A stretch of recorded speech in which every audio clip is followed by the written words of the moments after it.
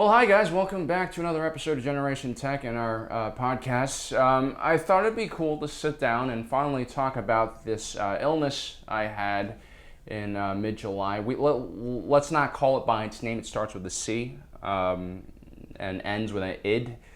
We don't want to get the censors on us, but I just want to talk about like what my experience was with this disease and maybe you guys can learn something from me because I'm not an epidemiologist or a doctor of any sort, but I hope maybe my experiences will kind of help everyone out there and stuff. And also we could talk a little about what we're doing on the channel, what we're hoping to do in the future, and how we've been living in this crazy quarantine, which is why I'm all here by myself doing a podcast.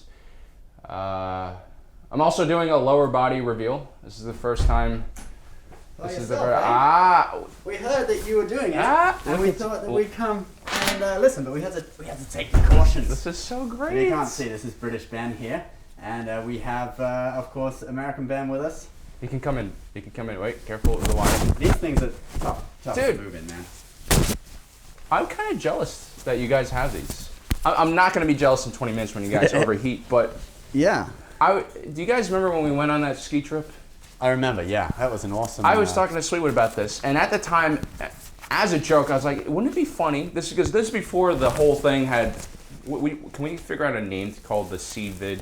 the Ronies. The Roni. So... What? No, okay, anyway, so...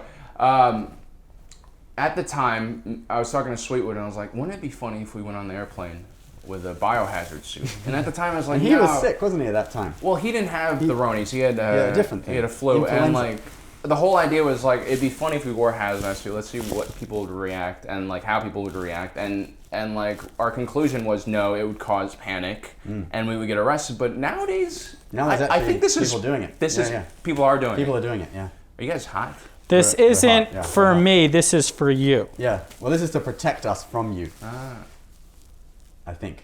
Right. No, I appreciate the gesture because so I did have the Ronies, and my first thought was, wow, I'm immune now. I can go out into public, lick subway poles, and have a good time. But I just read recently that the immunity is in question. People can get it again. So I do appreciate this gesture. But I think you should go through your story because I'm sure everyone I wants wanna to hear hear exactly what it was like. what did you grow? What happened? Tell us the So story. this was a really weird illness. I mean, I went to visit my brother-in-law, and it's also my wife's birthday. So we went to Colorado. We went out to Yellowstone from Colorado, and they had a lot of people there. They had more people this year than they did last year because everyone is traveling domestically. So we ate in restaurants. We kind of had a good time. We wore masks, all that kind of stuff. But inside of restaurants, you can't eat with Once a you mask sit down, on. you can take your mask off, can't you? Right, so I think somewhere in Jackson Hole, Wyoming, I think that's where I got it. And then I didn't feel sick until I came back to Colorado. And first, my brother-in-law gets sick, and this He is got it too. He got it kind of first. I mean, I think we all got it at the same time.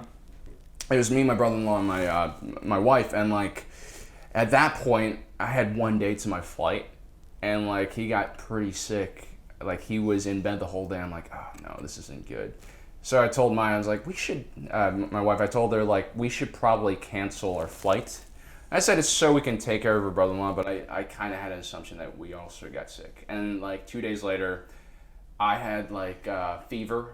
I had headaches, stuff like that. It's pretty bad, but nothing worse than a normal flu. But then 5 or 6 days later, I started coughing. And then I had the shortness of breath. And then maybe 7 or 8 days in, I lost my sense of smell. I remember because my brother-in-law made some brisket. And taste as well, right? Well, it wasn't just you don't just lose it. Here's what they don't tell you. You don't just lose it, but you also start things start tasting like chemicals in a really, really weird way. The best way I can describe it is a burnt plastic sensation. Certain things like garlic, citrus, fruits. I love oranges, and I was eating an orange, and this tastes like absolute trash. It tasted and it was kind of depressing. I'm like, these are things I love to eat, and at that point, I started reading way too much on the internet, and I was looking at all these case studies, and like you see the devastating consequences that some people have, but it's really hard to compute the statistical chance of you getting it. And also then like there are all these studies from different parts of the world with different people, different strains of the virus, and like ultimately that gave me such a big anxiety rush that I think I like my shortness of breath, like there was one day where I felt like I was gonna die. Like I was literally in the bathroom on the floor. I was like, this is it, I'm going to die. I thought I was, and I accepted death really quickly. Like it was actually very like a calming moment. I was like, oh, okay, this is it. I'm gonna pass out. Because you couldn't breathe. Yeah, because I was like there was initially fear, and then I kind of just went with it. I'm like, okay, it's fine. I'm just gonna die, and that's it. But then I went to the hospital. So like eventually my brother-in-law saw me. He was like, all right, we gotta take you to the hospital. We went to the ER. And I got there, and like, this is Colorado, so it's relatively empty. It's not like New York where like, you know, we have massive amounts of people in hospitals. There weren't any people in the waiting room for the ER. They had everything like set up, and they weren't really worried about me. Because I was like, I have COVID, guys. Like I thought they'd freak out. Well, they dressed like this. They weren't dressed like this. They just had like the N95 masks on, and they put me in a negative pressure room, which is where like, I guess they suck out the air. I don't know, something that keeps contaminants from getting out. It's a sealed door, right? It's supposed to be a sealed door, and like they didn't even close the door. Like they kind of left it cracked open, and like all the doctors were very nonchalant, and like they weren't like very like worried about me. And at one point, a doctor comes in and checks in. And the first thing he goes, he looks at me. He's like, "You look pretty healthy." I was like, I think you're gonna be fine. And then he didn't do any tests. And then afterwards, I'm like, dude, I have problems breathing and all this kind of stuff. So then he does the oxygen level on me, comes back 100. What does that mean? It's 100% oxygenation. So like generally, most of us are 96, 97. I was doing my mountain breathing. You know, like the mountain breathing. I think you taught me about this. Breathing. Yeah, the deep breathing stuff. I was doing that during the whole time because I couldn't really breathe. So I was like, oh, that might be it.